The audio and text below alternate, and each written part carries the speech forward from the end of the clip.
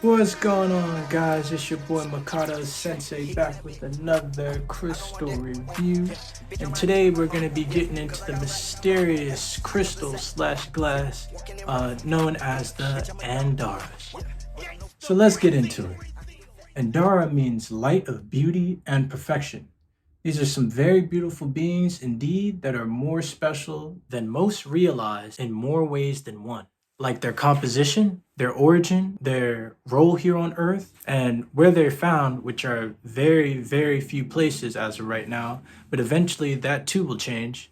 I will leave the link to the full story in the comment section below about the Andara's origins because this is definitely a pretty out there story. It resonated with me, so I'll let you read that for yourself and be your own judge. The Andaras resemble a crystalline lava glass and have certain similarities between obsidian, but they are vastly different, energetically as well as atomically. The monatomic Andara crystal has strong healing properties and is multidimensional just like you and me.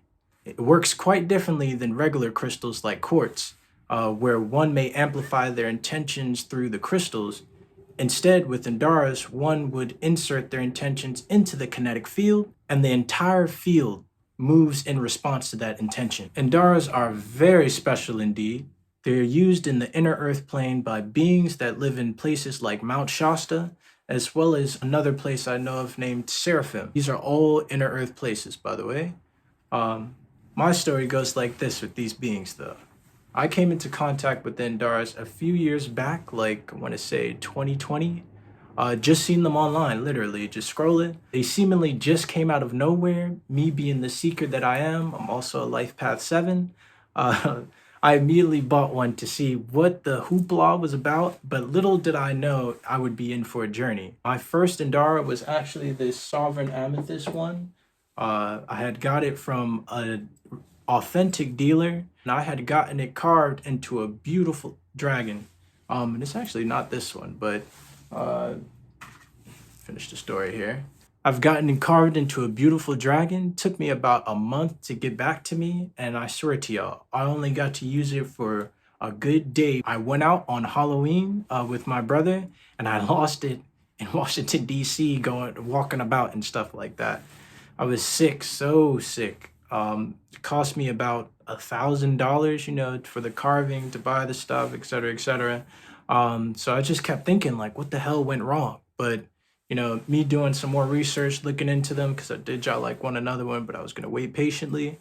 Uh, Another synchronicity had happened actually. I ended up on Mark Naea's website, which is a person that is also connected to Lady Nelly and discovering that the Andaras are actually monatomic in origin. And he had this quote on his website. He said, "The first key is located in this sentence from a few paragraphs ago. It is their very nature to be inaccessible to those who are not ready for them." And I think that seemed to be the case for me. I'm not as spiritually refined as I am now. And this was like practically just when I was waking up. So maybe I just wasn't ready for that one as of yet. I actually went back to the bars, all of them, looked for it, couldn't find it, all that kind of stuff. So I was just like, all right, I'm gonna take the L. So I found the next piece I would get, I'm gonna treat them with respect and really try to get to know them because these are practically master beings for real. So fast forward, I got a few more pieces from some authentic dealers, and I'm gonna drop some websites below that I've bought some. Most of the sellers that I buy from, they are connected to Lady Nelly in one way or another. So yeah, check them out. So after getting these Andaras, I have about like 5, 6, 7, 8, about 8 pieces now. But I have not lost another since then, and have been building with these beings practically every day. I've noticed certain ones colorways definitely call out to you.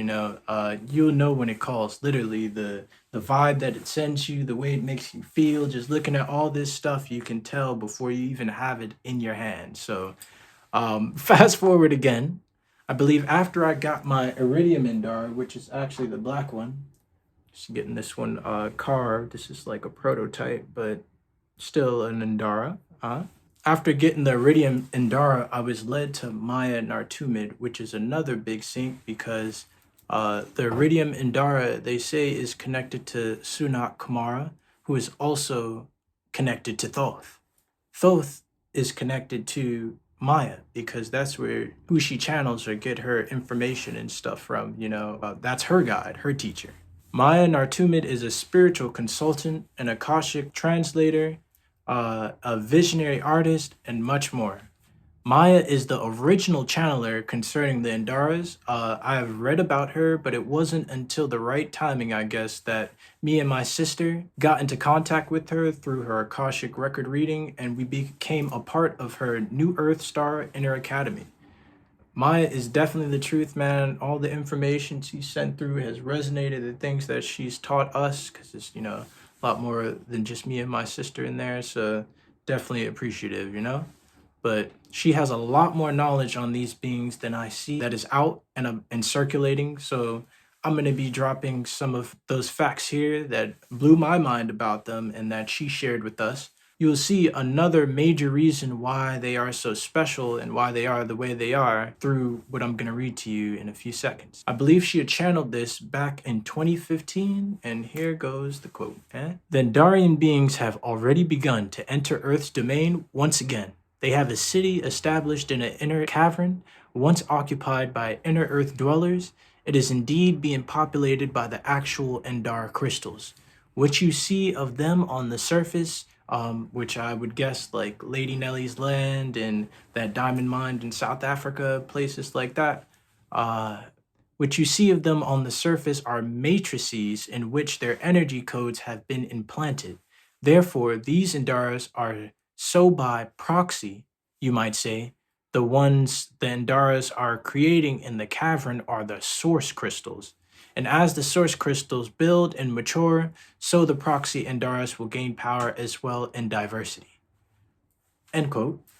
So what she's saying here is basically the crystals that are on the surface are basically like the your mobile device or so, connecting to like a router, the Wi-Fi, things like that. So the major computer or that major router would be those source crystals in the inner earth, but the crystals on the surface are connected to those specific streams of frequencies and information, receive the codes from the source crystals on the surface. Okay, resuming back the quote. Firstly, the Andara crystals, in whatever matrix they may appear, the Andaras are quite unique to Earth at this time. They contain 5 geometries different from any other crystalline substance. They actually contain interdimensionally crystalline DNA hollow axial formations. Hollow axial formations are a holographic micro moment of a DNA crystal, a picture, if you will, a snapshot.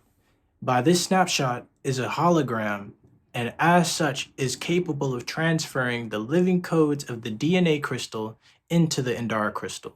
This does not mean the Andara is alive, but that it has a memory of the hollow axial picture in 3D of a specific DNA crystal.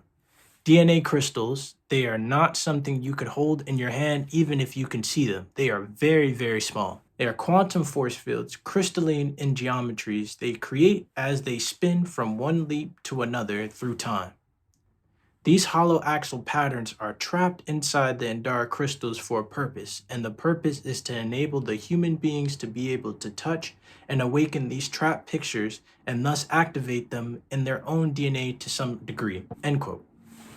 So what's being said here is that these Andaras contain a holographic picture/pattern within them that once activated send the codes contained within the holographic picture/pattern into your own DNA, ultimately helping to activate it to some degree, which in my mind, I'm thinking is a plus because maybe they're a part of the grander scheme of things in relation to helping the human shift to a higher vibration because, we headed to the 4th density consciousness, the 5th dimension. So these beings, the Andaras, seem to be pretty up there. So maybe they're coming back to Earth, to help with this shift, which definitely resonates. One thing about the Andaras that I've definitely have witnessed is an increase in synchronicity.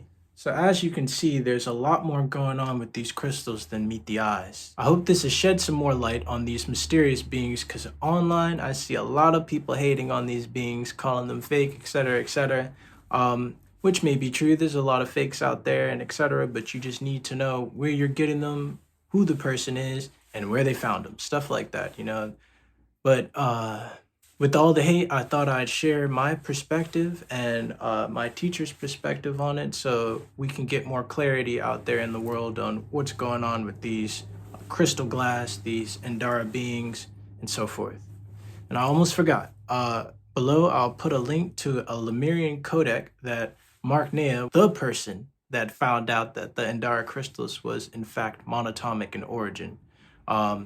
He created these codecs that help not only awaken you, but allow you more access into the Andara crystals. So I hope this helps you on your journey. If you would like to inquire about me becoming your spiritual coach, please click the link in the comments below to book a free 15-minute consultation call.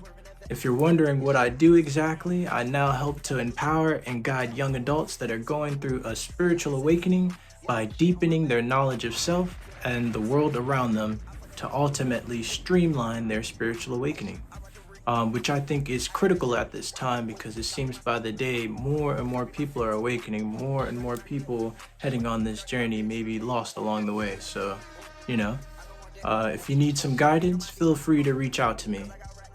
Also, you can follow me on IG at Mikado Sensei and my spiritual coaching page at Blooming Lotus 333 to stay up to date and be able to vote on the next crystal/spiritual tool I should review next.